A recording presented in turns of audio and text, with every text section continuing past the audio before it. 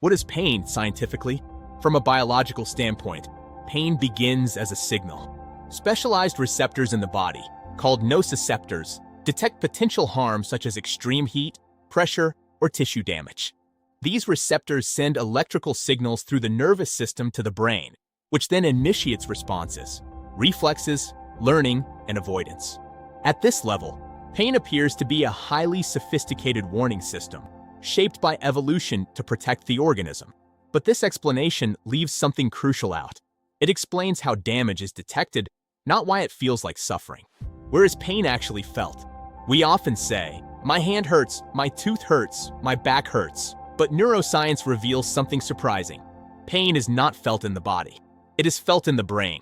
Evidence includes phantom limb pain. Pain felt in a limb that no longer exists, pain disappearing under anesthesia, while the injury remains the same stimulus causing intense pain in one context and little pain in another. The body sends signals, but the experience itself is constructed by the brain. And yet, even saying the pain is in the brain is incomplete. Neurons firing are not pain. Electrical activity is not suffering. Something else is happening. Is pain transmitted somewhere else?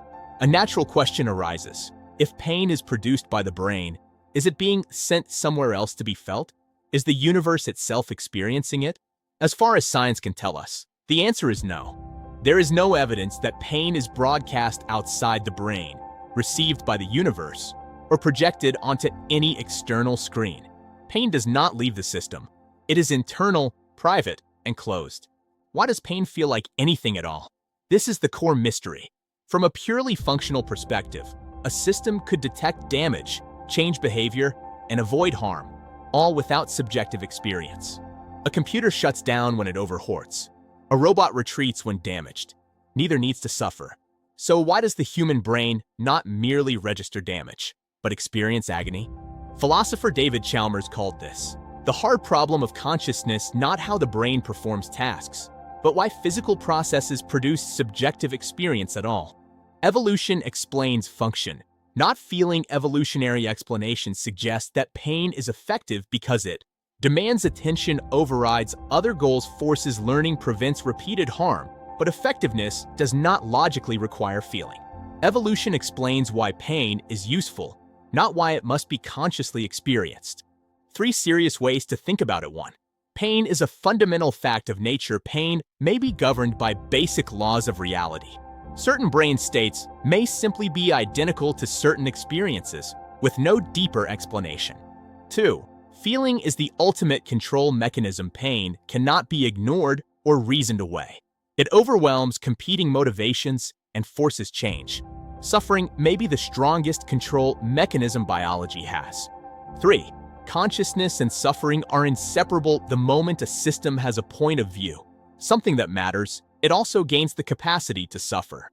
If something can be valued, it can be threatened. Is pain located anywhere? We keep asking where pain is. In the body? In the brain? In the universe? Perhaps this is the wrong question. Pain may not have a spatial location at all. It exists as experience, as what it is like to be you in that moment. Can machines feel pain? Machines can detect damage, respond appropriately, and even say, "I am in pain."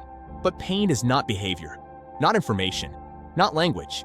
Pain is experience, and experience, so far, is known only from the inside.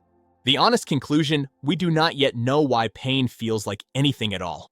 Pain feels because reality, when experienced from the inside, is not neutral.